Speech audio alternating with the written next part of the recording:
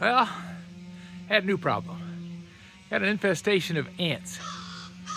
They got into the soffit board up there, and when I bought the house, this corner was in pretty bad shape. So I went through and sistered in some studs and put them out there, and closed the whole thing up, caulked it, sealed it, put up new wood, a new piece of 1/4-inch plywood, and mounted a light in it. Well, they ate away. The ants got into the corner.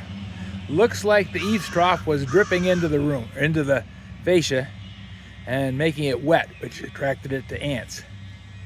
So they got in there and ate that. Then when we had the pest control company come out, and they called it excluding the chipmunks,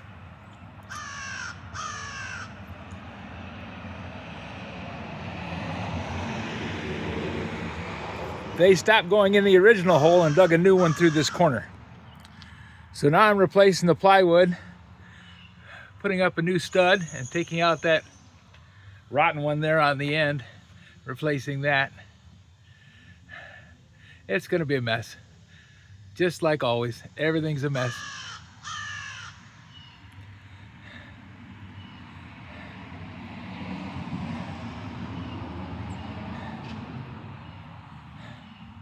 But I'll get it.